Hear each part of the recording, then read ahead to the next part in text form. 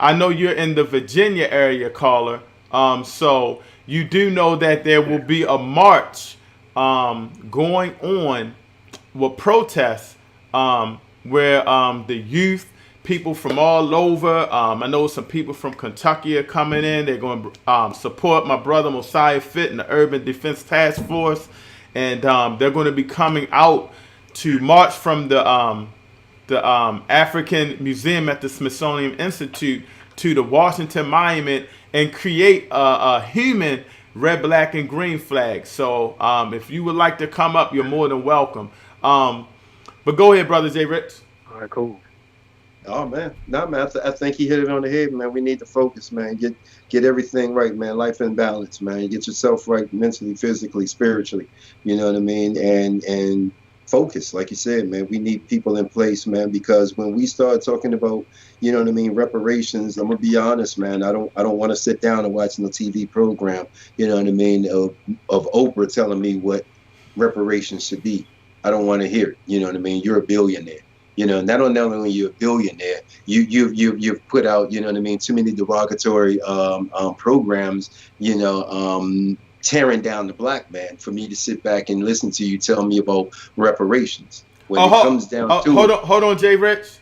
I was wondering who that guy was. So you are the guy, right? That one guy that watches Oprah. You may continue, brother. You may continue. You may continue. Brother. You may continue. You may continue, brother. You may continue. Yeah. You know, when we start talking about reparations and what reparations is, everybody has, like, you know what I mean, or like, you know, a broad understanding of what reparations mean to them. And like my man Donnie said, you know, we need people in place, man, that's going to carry the voice of the people. You know, not the voice of the corporation, not the voice of the politician, but the voice of the true people. So how do you distinguish them, which is the problem between, you know, all these agents out here that they put in place, you know, these people that, you know, they give them their little piece. You know, you can be a, you know, millionaire, billionaire, but when we tell you to stay in place, you know, like you say, you can play on our team. We give you a little percentage of ownership, but you'll never be the owner. You'll never own the network. You'll never make these decisions when, you know, that when they can always come back and say to you that, you know, you need to pull it back. And you like, you know, I'm not going to take the bag, or I'm not going to keep my, I'm not going to stand up for my people. And, you know, through every movement, it's always been those that, you know, they're going to take the bag over their people, and they're going to sell us out. So it has to be a way to determine who's who. I don't know what that is, but we're going to always going to have these same problems until we start weeding them out and have a platform, you know, that's written that, you know, that we can, that meets everybody's needs. I mean, you're going to be able to please everybody, but, you know, some stuff needs to be, in writing and be agreed upon. Not because I don't want to continue, you know, prolong. I don't know if we got other people on hold, but to answer your question real fast, you hold town meetings. You hold town meetings, you know, and you come up with what it is that you want. So the town of Fairmont Heights would say, this is what we're looking for. The town of Capitol Heights, this is what we're looking for. The town of Manassas, the town of Springfield, so on and so forth. You take those things and you take all the things that they all have in common and you put it on a ballot. Because these municipalities are all able to hold their own voting. They don't need the state. They're a municipality. They can do as they please. You vote on it. You put that in, then the next town, and so on and so forth, and then you come collectively together to say, okay, collectively, this is what we have to vote on. This is what we have to move forward. This is what the vast majority of the people have agreed on. I mean, that's just my opinion, but I'm quite sure there are much smarter people out, you know what I mean, than me that can come up with like a better system. But if you really want to know what the people want, then you have to go to the people and ask them, not tell them what it is that you should get. You don't have a whole new generation before all this stuff happening real quick that didn't believe in voting. I had many debates at the Oh, they still firehouse do, yeah. with some, so yeah, some young, militant dudes that Yeah, don't believe in voting, and and it's like the lottery. You gotta play to win. I Right. mean, yeah, the game rigged, but if you don't play, you ain't got no chance. Well, yeah. let me chime in there. Sorry to cut you off, brother Jay Rich. Let me chime in there real quick because a lot of times we are frustrated with the voting because it seems like whoever we vote for, we don't get anything out of. But, and I'm glad people starting to say, they're starting to know that our vote can change an election.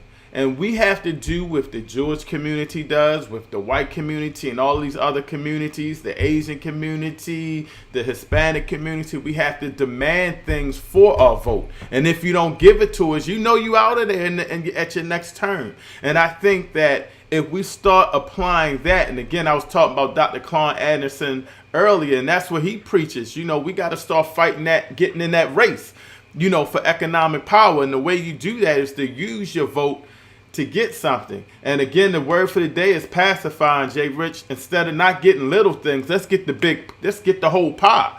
You know what I mean? If we get together and say, you know what, we're going to deal with officials that are going to demand change. And if you don't demand change, you're out of there. We do know at least one thing. Those officials in the black communities are going to get themselves together. And then it'll form a bigger coalition with other groups. What are you guys' thoughts on that?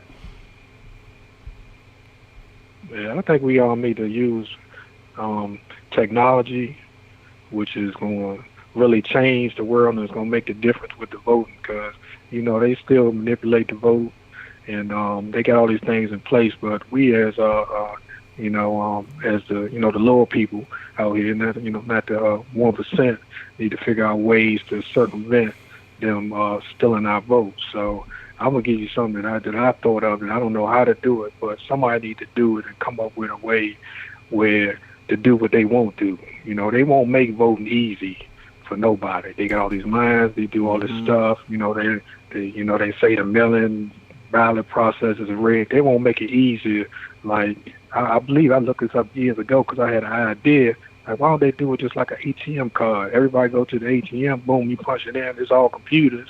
If your money can go back and forth, they can transfer, then you can get a receipt. You can see that your vote counted. Why can't they do it that way? And this was years ago, and somebody that actually got a patent out there for that same idea. They're sitting in the patent office right there where nobody can use it. So that will solve this problem. But I think it needs to be a petition, some type of petition software. Something needs to be created where we can vote.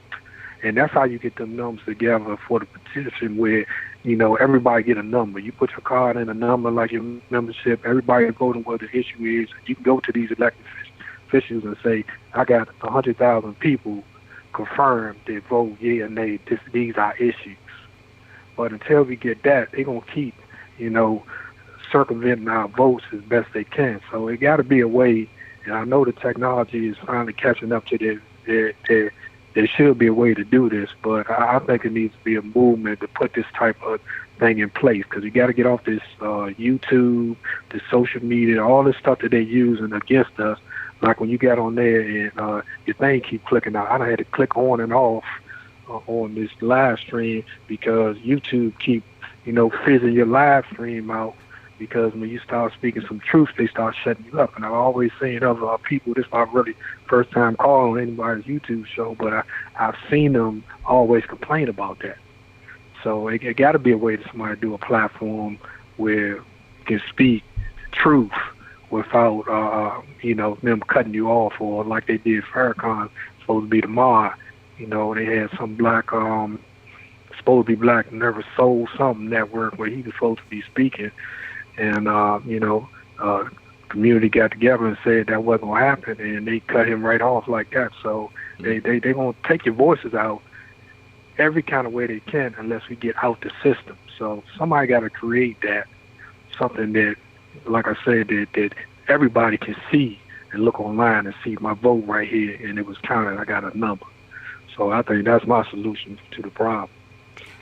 And I'm glad you said that, brother, because we are using YouTube for the Collective Black People Movements Network, but we are behind the scenes trying to figure out another way to use a platform like a website and put the shows and stream the shows as well. So I'm with you. I think that, like you say, technology could be powerful to get our word out. You know, the media is crazy. The media does a lot of things on both sides, white, black, to create